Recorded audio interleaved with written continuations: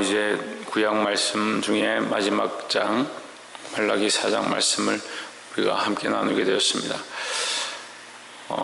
창세기부터 이 말라기까지 말씀을 함께 나누게 된 것도 주의 은혜고, 또 오늘 이 귀한 말씀으로 하나님께서 주신 예언의 말씀이 또 마감되어지고, 또 우리가 다시 내일부터 창세기로 하게 되는데, 하나님 말씀이 여전하고 그 속에 하나님의 뜻이 여전하고, 그 말씀 가운데 하나님이 우리를 향하신 그 소원이 여전한 줄 믿고 하나님의 그 말씀 앞에 늘 순종하는 자들이 되기를 주의 이름으로 축원합니다. 말씀은 때로는 우리에게 책망하고, 때로는 권면하고, 때로는 위로하고, 때로는 희망을 주는데, 그 말씀이 우리에게 희망과 사랑일 때는 우리가 반응하고, 책망과 권면할 때는 듣지 아니하는 그런 습관들을 버리고, 늘 하나님 말씀이 우리에게 한결같음을 잊지 않고 순종할 수 있고, 그 말씀 앞에 아멘으로 화답할 수 있는 저와 우리 사랑하는 성도들이 되기를 주의 이름으로 축원합니다. 말라기 4장 1절에 만군의 여호와가 이르노라, 보라 극렬한 불뭇불 같은 날이 이르리니 했습니다. 하나님께서 말씀으로 얘기한다. 내가 너에게 다시 한 번 더 일러준다, 이 말이죠. 하나님께서 이르지 아니한 것이 아니고, 예언하지 않은 것이 아니고 반드시 이런 날이 이를 것이다. 이것은 이 말라기는 이미 그 바벨론의 심판을 받고 바벨론으로 인한 징계를 받고 예루살렘 돌아와서 성전이 세워진 때니까, 예수님이 오시기 바로 전입니다. 한 400년 전이니까 그들이 어떻게 보면 그들의 잘못으로 인한 심판들은 이미 받은 그런 상황입니다. 하지만 여전히 하나님께서 그들에게 뭐라고 하냐, 극렬한 불뭇불 같은 날이 이를 것이다. 여전히 심판이 있다. 그 말은 다시 말하면 여전히 너희가 죄 가운데 살아간다, 이 말이죠. 이르리니 교만한 자의 악을 행하는 자는, 교만한 자와 악을 행하는 자는 다 초계같이, 처음 불을 피울 때 이제 우리 옛날에는 연탄불 같은 걸 이렇게 썼는데, 그 연탄불을 피우려면 번개탄을 써야 됩니다.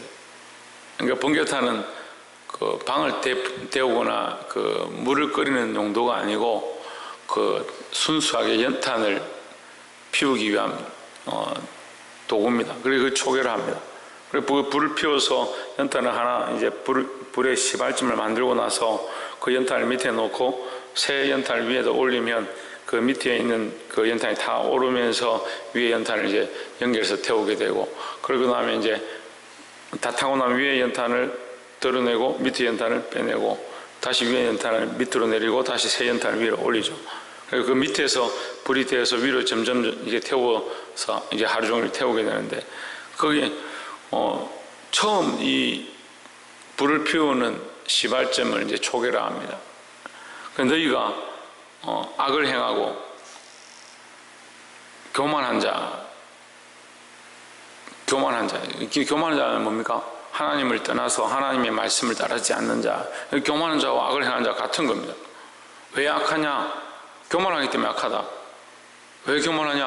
악하기 때문에 교만하다. 그럼 우리가 연결해 보면 됩니다. 교만은 뭡니까? 하나님보다 높아진 게 교만입니다. 여러분, 이게 하나님 기준이에요. 하나님보다 낮아지면 됩니다. 사람들보다 조금 높은 거는 그래도 좀 괜찮습니다. 근데 문제는 뭐냐면 하나님보다 높은 겁니다. 근데 우리의 시각이 어디냐면요, 사람들에게 있습니다. 자기가 하나님보다 높고 하나님이 원하신 뜻대로 살지 않으면서 사람들보다는 좀 괜찮다, 저 사람보다는 좀 내가 낫지 않냐, 이렇게 생각합니다. 얼마나 우스운지 모릅니다. 이 정말 코미디 같은 거거든요. 근데 이해를 잘 못해요.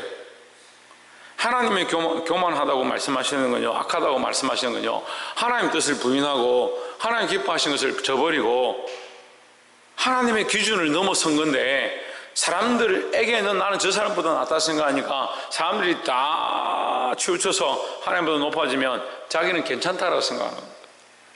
그거 교만한 건데. 여러분, 우리가 성경을 조금 더 공부해 보면요, 헤롯 왕이 충이 먹어 죽습니다.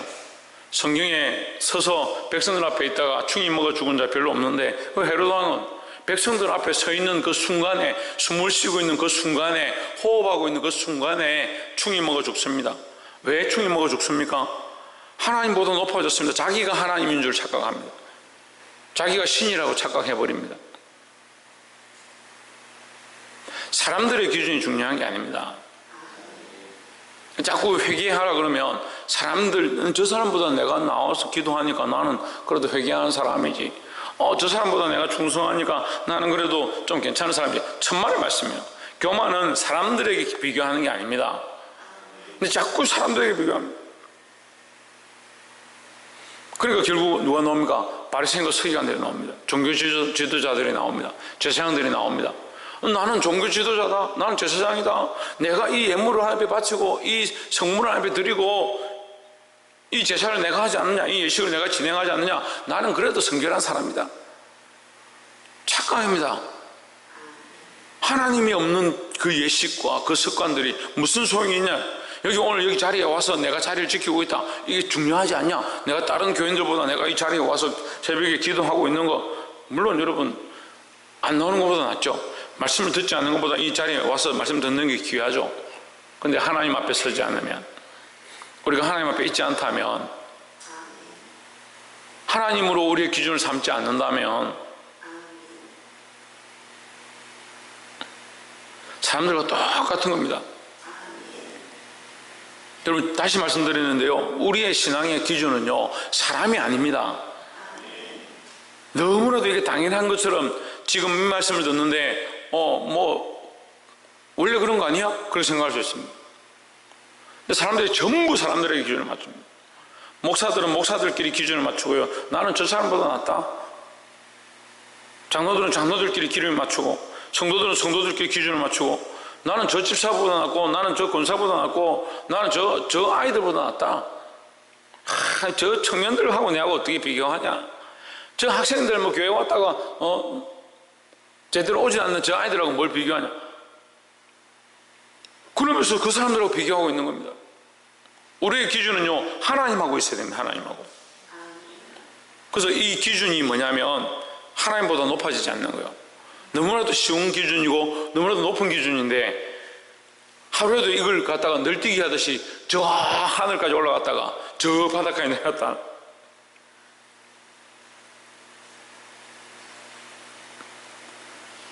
듣는 자는 깨달으시기 바랍니다. 교만이 뭐냐?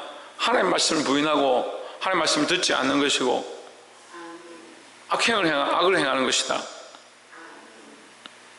그 기준이 어디 있느냐? 하나님 말씀을 부인하니까 하나님 위에 있는 것입니다.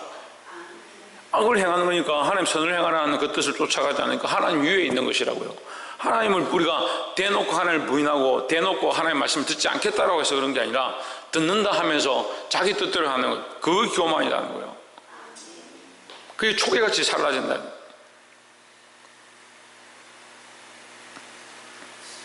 불을 피우는데 근본이 되는 것도 아니고 그 중심이 되는 것도 아니고 기초처럼 사라져 없어질 것이다. 너는 반드시 불을 피우기 위해서 처음에 그 불을 피워야 하듯이 그 기초가 되어버린다. 교만한 자는요. 그 하나님 그만큼 교만한 자, 악을 행한 자 기뻐하지 않는 겁니다. 다시 말씀드리지만 우리의 믿음의 기준, 말씀의 기준은 어디 있느냐? 하나님께 있어야 된다는 거예요. 사람들과 비교하지 말고. 그러니까 다시 말하면요, 세상이 다 멸망하고 세상이 다 배반해서 세상으로 돌아가 버려도 우리는 하나님 앞에 서 있어야 되는 거예요. 어떻게 합니까? 옆에 사람이 믿음 떠나고 내가 나름대로 아이고 저 사람은 그래도 믿음으로 살았던 사람인데 하면 그 사람이 넘어지면 나도 똑같이 넘어지는 거예요. 아닙니다. 절대 아닙니다. 우리의 기준은 하나님께 있어야 된다는 거예요. 두 번째로 2절에 내 이름을 경외하는 자는 너에게는 의로운 해가 떠올라서 치료하는 광선을 바라리니 너희가 나가서 외양간에서 나온 송아지같이 뛰리라 했습니다. 외양간에서 나온 송아지처럼 뛰는데 어떻게 뛰느냐? 치료하고 치료한 강선이 발해서 너희가 뛸 것이다. 이 치료는 뭡니까? 내 이름을 경외하는 자는 치료하는 강성이 바란다. 이런 해가 떠올랐어. 그럼 우리가 하나님을 경외하는 자는 어떻게 산다? 하나님을 경외하는 자는 어떻게 산다? 무슨 해가 떠오른다고요? 의로운 해가 떠오른다. 사실 우리가 그렇게 어렵지 못합니다. 그런데 우리가 하나님을 경외하는 것을 하나님 어렵게 여겨주신다는 거죠. 우리가 예수님을 믿으면요, 죄 씻음을 받습니다. 근데 우리가 예수님을 믿는 것 자체가 죄 씻을 만한 자격이 되느냐? 안 됩니다. 안 됩니다. 절대 안 됩니다. 십자가에 달려 죽으시고 죄의 값을 치르신 분은 예수님입니다. 그러면 죄의 값을 치르는 방법은 하나님 우리에게 가르쳐 주셨습니다. 어떻게 하느냐? 너도 십자가에 죽으면 됩니다. 그게 성경의 원리예요. 십자가에 죽으면 죄의 값을 치르는 거예요. 근데 우리 기껏 뭐 합니까? 믿는 거 하나밖에 안 합니다. 믿는 거. 예수님 십자가를 믿는다라고 하는 그 입술의 고백, 우리 마음의 고백, 그거 하나밖에 안 합니다. 그런데 사람들 다 어떻게 합니까? 교만에 목이 곧아가지고 내가 믿지 않느냐? 이건 뭘 했는데? 믿었는데. 로마서 기자가 우리에게 우리가 큰 소리 칠 게 뭐 있냐? 우리가 한 게 뭐 있느냐? 죽으신 건 예수님이 죽으셨고, 이 땅에 오신 순종도 예수님이 하셨고, 끝까지 참으신 것도 예수님이 하셨고, 산재물이 된 것도 예수님이 하셨는데, 그를 믿음으로 우리가 의롭다함을 얻었다고 해서 우리가 큰 소리 칠 게 뭐 있냐는 거죠. 그러니까 우리가 공로로 이 구원을 얻은 게 아니고 공로로 제 사함을 얻은 게 아니에요. 그러니까 큰 소리 칠 게 없죠. 근데 자기 의 가운데 사로잡혀 있는 거예요. 근데 하나님을 경외하는 자는 자기 의가 아니라 하나님의 의로운 해가 떠오른다. 그래서 하나님을 경외하는 자는 사실 그런 핍박들과 그런 환란이 있는 거예요. 나는 정말 행한 것이 없구나. 정말 죄인이구나. 난 정말 부족하구나. 내가 아무것도 하지 않았는데 하나님 우리에게 은혜를 베푸셨구나. 그런 환란과 핍박이 있는 거예요. 우리가 믿음으로 살고자 하고 하나님 뜻대로 살고자 하고 내가 내 공로로 하지 않았고 내 공로를 할 수 없다는 것을 알기 때문에 하나님께 엎드리니까 사람들이 우리를 향해서 손가락질하고,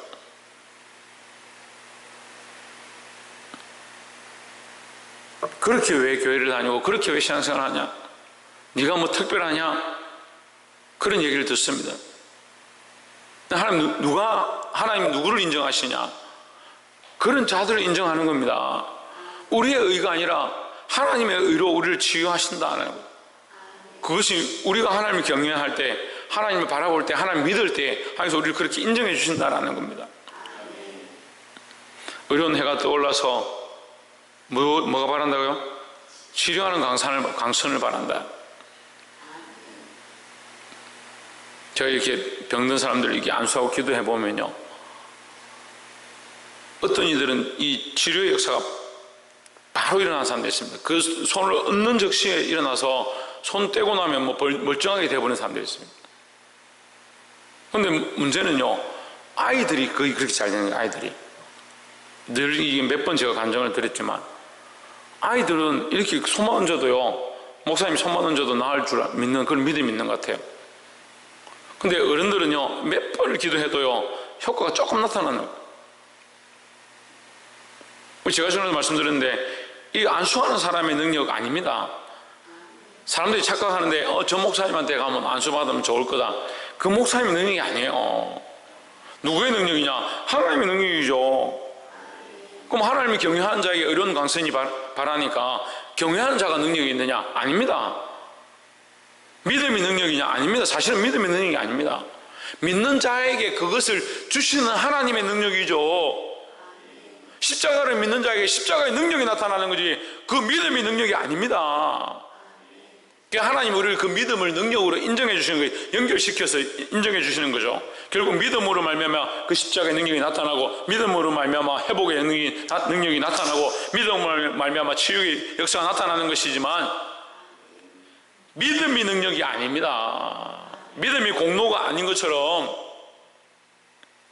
그 능력은 어디에 있느냐? 하나님께 있습니다. 우리가 믿음을 가지고 하나님을 인정하는 것, 하나님이 하시는 것들을 인정하고 하나님이 역사하시는 것들을 인정하고 하나님 우리에게 일하시는 것들을 인정할 때 하나님이 역사하시고 일하는 거예요. 다시 반대로 말씀드리면 하나님 팔이 짧아서 능력이 없어서 말씀할 수 없어서 말하지 않는 게 아닙니다. 우리가 귀를 닫은 거예요. 우리가 귀를 닫고 있습니다. 그러면서 왜 하나님 음성이 안 들립니까? 하나님 왜 내게 말씀하지 않습니까? 하나님 왜 내게 역사하지 않습니까? 자신들의 믿음을 잃어버리니까 하나님 주신 그 능력을 맛볼 수 없고 자기들이 세상에 귀를 기울여서 세상이 바라보는 매스미디어에 세상의 사람들의 거기에 길은 잘 밝아 있고 하나님의 음성을 듣지 않는 예수님 오셔서 이제 마태복음 시작되죠. 예수님 오셔서 뭘 합니까? 귀신을 쫓아내고 절름발이를 걷게 하고 병든 자를 낫게 합니다. 근데 백성들은 그 신기한 이적들을 보려고 모여듭니다. 그럼 누가복음 6장에서 예수님이 뭐라고 하냐면 갇힌 자를 놓이게 하고 포로된 자를 거기서 나오게 한다. 억눌린 자를 해방하게 한다. 그 말씀하십니다. 실제로 하는 일은 눈먼 자와 병든 자와 저는 자와 귀신 들린 자를 놓이는 것인데 예수님 누가복음에서 주의 성령이 임해서 뭘 하느냐, 억눌린 자, 눌린 자, 사로잡힌 자, 갇힌 자를 거기서 해방하게 하는 일을 하신다고 말씀하는 겁니다. 여러분 우리가 이거 봐야 돼요. 뭐가 문제냐? 영적으로 우리가 믿음을 잊어버리고 세상의 것들에 시각이 떠져 있어서 세상의 것들을 바라보고 있어서 심지어 38년 된 병자가 뭐라 합니까? 물이 동할 때 나를 저기 넣어주십시오. 예수님이 구원하시러 그 옆에 왔는데 예수님이 뭐라고 하냐? 저기 물이 동하거든 나를 좀 들어서 저 물에 넣어주십시오. 구원이 여기 왔는데 소망이 여기 왔는데 그 소망에게 세상의 소망을 말하는 겁니다. 세상이 하고 있었던 지금까지 내가 기다리고 있었던 38년 동안 내가 바라보고 있었던 그 방식과 그 이론과 그 생각들 똑같이 얘기합니다.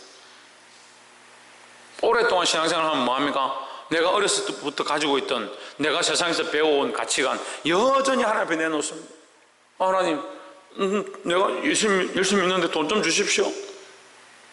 기준이 뭐냐? 돈에 있습니다. 기준이 뭐냐? 이 자식들 좀 축복해 주십시오. 죄송한 말씀인데요, 대한민국의 믿는 집안의 가정 자식들 보관받아서 지금 이렇게 합니까? 지금 믿음의 대가 끊어졌습니까? 복을 구할 게 아니고요, 그 아이들을 놓고 무릎 꿇고 하나님 앞에 통회하고 자복하고 회개해야 합니다. 이 영혼들 불쌍히 여겨주시고 하나님 말씀 앞으로 하나님께로 회개하고 돌아오게 해달라고 기도해야 합니다. 심각한 거예요. 심각한 거예요. 하나님을 경외하는 것, 하나님을 경외함으로 하나님의 치유하시는 이 광선을 경험하시기를 주의 이름으로 축원합니다. 다시 말하면 이 치유하는 광선은 하나님을 바라보는 것이고 하나님을 의뢰하는 것이고 하나님의 역사를 신뢰하는 것이라는 거죠. 이 송아지가 그 외양간에서 나와서 뛰는 것처럼 이제 세상에 속했던 그 삶을 벗어버리고 이제 하나님 앞에 기쁨으로 뛰는 그런 즐거움이 넘치기를 주의 이름으로 축원합니다. 그 일을 위하여 또한 계속 말씀하시는데 5절에 보라 내가 여호와의 크고 두려운 날이 이르기 전에 내가 선지 엘리야를 너에게 보내리니 했습니다. 누구를 보내냐? 엘리야를 보내겠다. 엘리야를 보낸다는 말은요, 엘리야를 보낸다는 말은 내가 다시 너에게 역사하고 일할 것이다. 누구를 보내냐? 엘리야를 보낸 다음에 예수님을 보내실 거니까 엘리야를 보내서 뭘 하느냐? 예수님이 오실 것을 가르치겠다. 이게 세례요한을 얘기하죠. 세례요한을 보내서 예수님이 오실 길을 예비하는 것, 그 일을 하겠다. 하나님 계속 뭘 하느냐? 너에게 구원의 일을 할 것이고 다시 너희를 회복시킬 일을 하겠다라는 거죠. 6절에 그가 아비의 마음을 자녀에게로 돌이키게 하고 자녀들의 마음을 그들이 아비에게로 돌이키게 하리라 했습니다. 이 아비의 마음을 자녀에게로 돌이킨다. 하나님의 마음을 우리에게로 돌이키게 할 것이다. 우리의 마음을 하나님께로 돌이키게 할 것이다. 우리가 하나님의 자녀죠. 근데 어디를 향하고 있습니까? 세상을 향하고 있습니다. 아이고, 말씀을 왜 그렇게 해석합니까? 무슨 아비를 하나님께로 비유합니까? 우리가 5장에서 봤습니다. 6장만 보는 게 아니고 5장을 어제 우리가 함께 나눌 때 뭐라 했습니까? 너희가 내게로 돌아와라. 그래야면 내가 너에게로 돌아갈 것이다. 근데 너희가 뭐라고 하냐? 우리가 어떻게 해야 주께로 돌아가겠습니까? 이렇게 묻는다 했습니다. 기억납니까?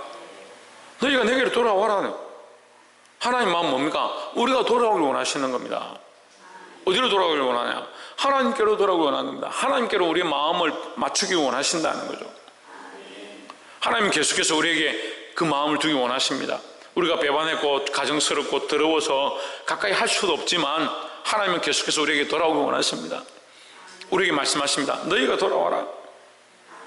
다시 말하면 나는 너희와 항상 함께 있다. 나는 너희 곁에 있다. 너희가 나를 찾고 찾으면 만날 것이다. 문을 두드리면 열릴 것이다. 멀리 있지 않다. 너희와 함께 한다. 너희 속에 있고 너희 곁에 있다. 너희가 나를 찾지 아니하고 나를 구하지 않는데 내가 어떻게 너에게 역사하겠느냐?